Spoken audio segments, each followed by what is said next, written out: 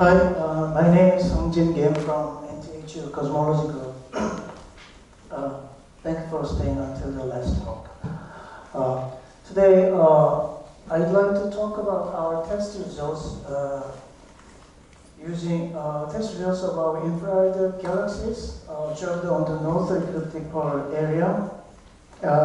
This is about our SAD feed test using especially focusing on the 18 photometric bands from the infrared space telescopes and their AGN fractions. So the small title of AGN fraction depends on the redshift or luminosity. So this work was actually done by Chiang, one of our collaborators, but she has now moved to another place. So actually I'm giving this talk on behalf of her.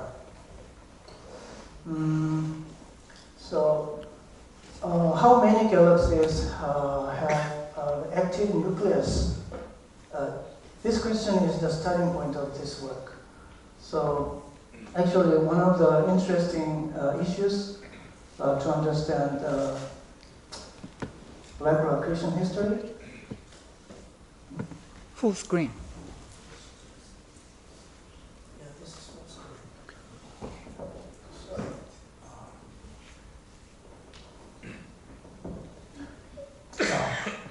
So it's actually connected to the cosmological evolution of supermassive black hole, along with the history of the galaxies in the universe, right? Because AGNs are actually powered by central black hole and feed back to the environment continuously.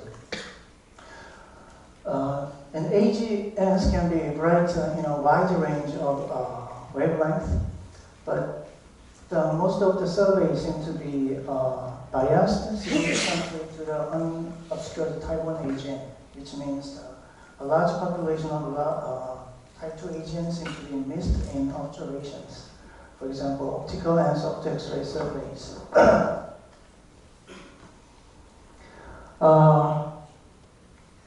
That's because actually the accretion is hidden behind the gas and dust.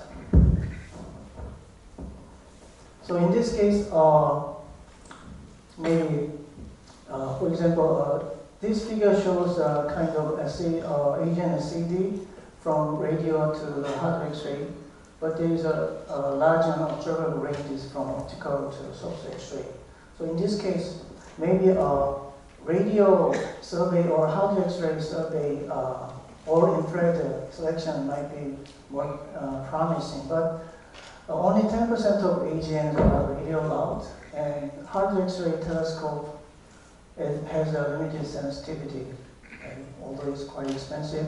So actually, in reality, this is very difficult for radio and hard X-ray survey to reach extensive and large sample size.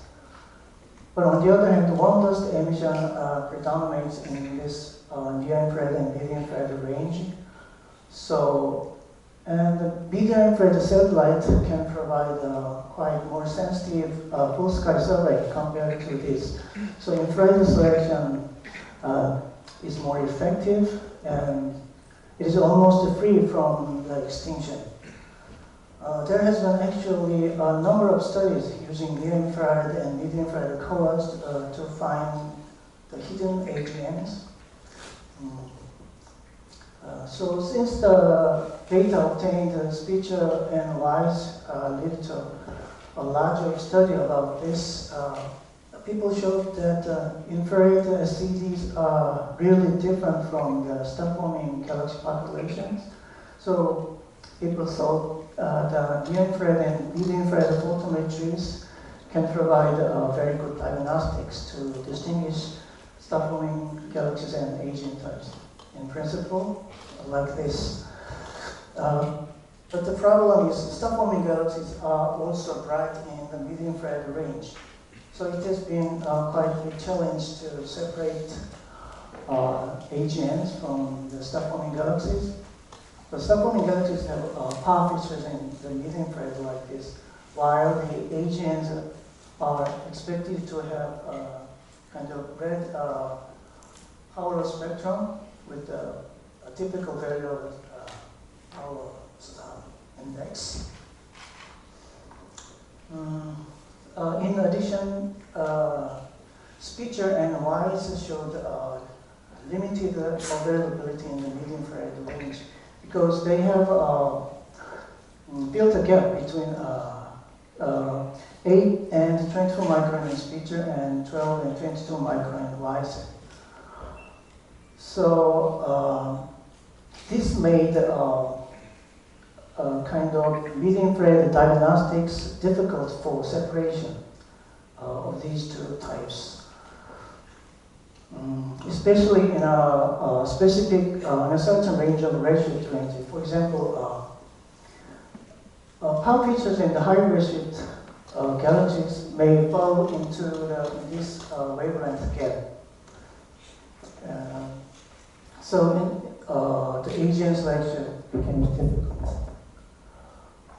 But this means that the photometry information between these wavelength gap is really important for the better diagnostics for the separation.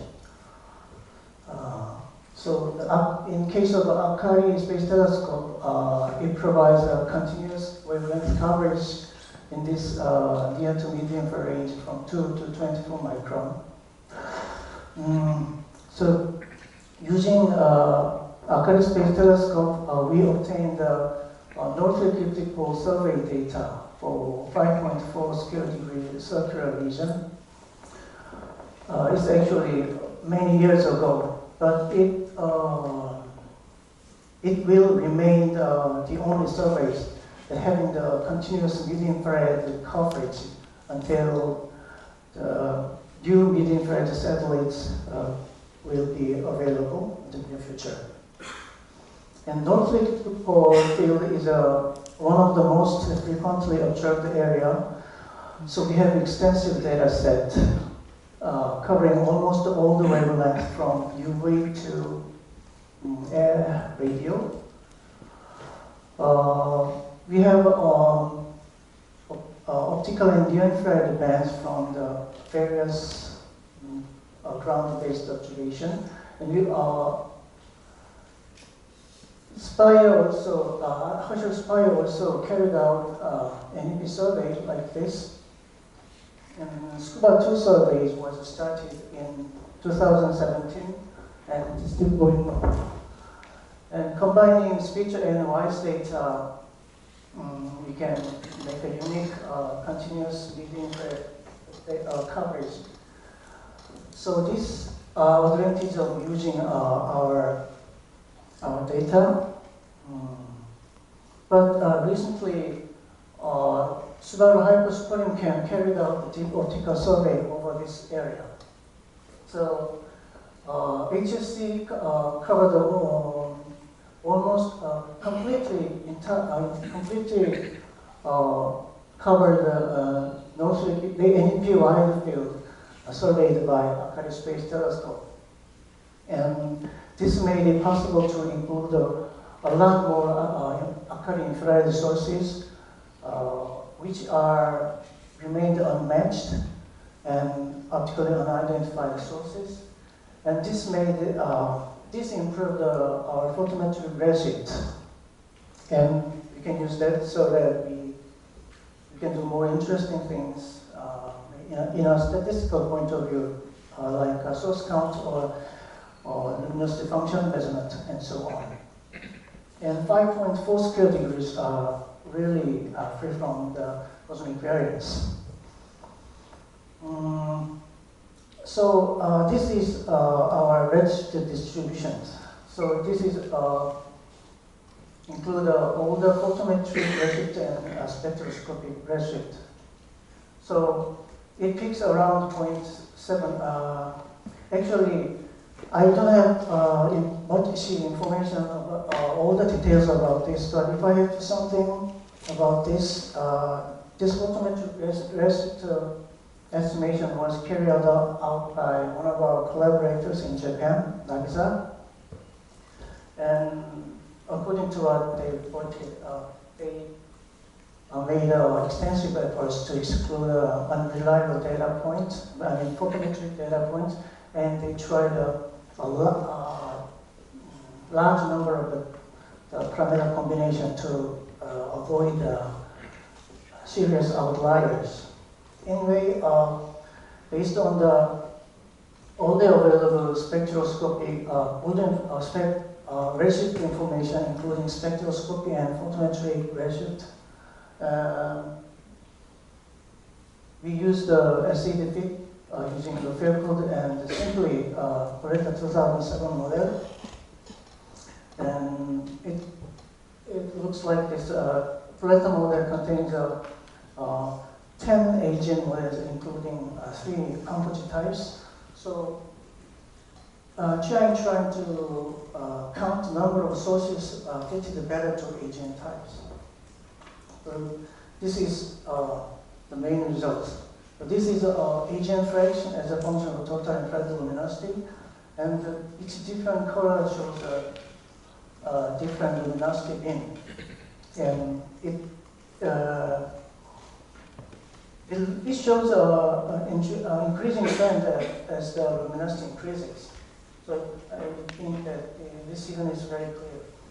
But if you see this AGN fraction in as a function of redshift, it looks quite flat, or actually it looks to me kind of chaos. So I think that the luminosity dependence is more stronger. And this trend is consistent with one of the previous results. So luminosity is higher and AGN fraction is higher. So this is our summary. Our Akari data can provide ideal data for skilled AGN selection, and we use 18 bands SAD fit. And the AGN fraction this luminosity dependence looks more clear compared to the redshift. So.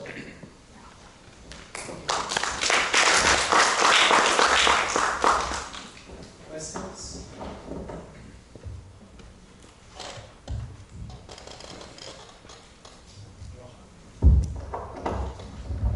So I think when you say the AGN fraction, I think the AGN has to be defined in terms of luminosity cut or the interpolation cut. So obviously you have a redshift, the trend with the redshift, right? That for higher redshift you look for maybe more luminous object. So if you match the AGN, if you define AGN fraction in terms of like certain luminosity, then do you still see the AGN fraction depends on the luminosity? In a certain redshift, in a certain luminosity, is there any luminosity dependence? No, I mean when you say AGN fraction, let's say, I don't know which luminosity, but the higher luminosity, for example, above certain cut, you can define AGN, and then maybe calculate the AGN fraction. But otherwise, at the low Z, you may find the less luminous AGN than high Z, you find only luminous AGN. So maybe, I guess it depends on how you define the AGN fraction.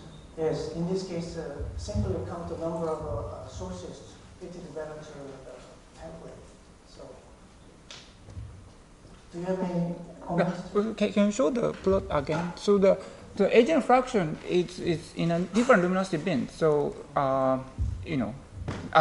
different redshift bins and then different luminosity bins.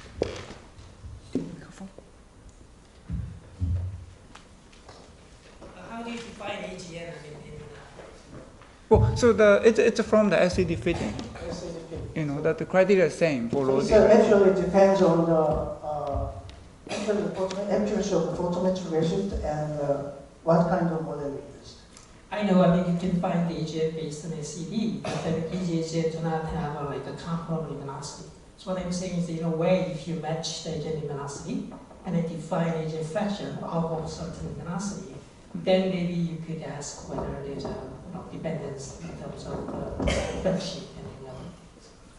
So this is in a different luminosity bins and as a redshift bins. So within that bin, the luminosity is the same. For each different luminosity bin, we also check the dependence as a function of redshift. But it's not strong, right? Doesn't look strong compared to The redshift. yeah, that's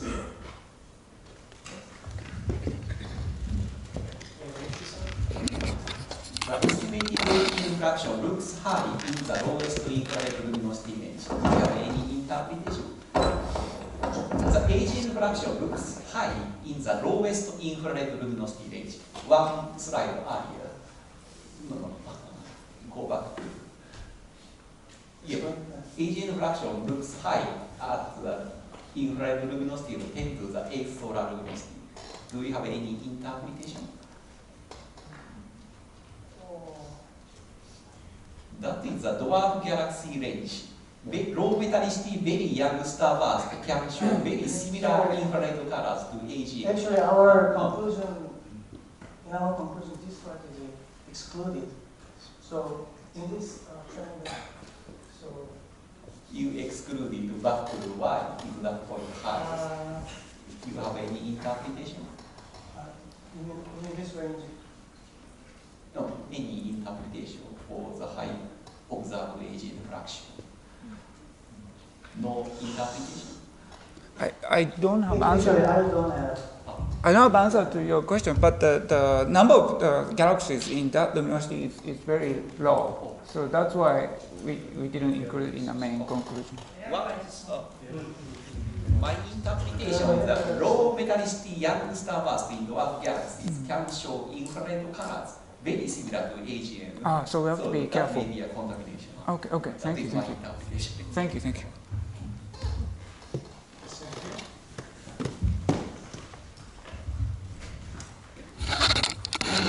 More curious on the obscure agent fraction, because if the mid-inference deduction is, if you're catching most of your obscure agent and you fix some luminosity, then you might want to compare the number densities of type 1 versus obscure agent.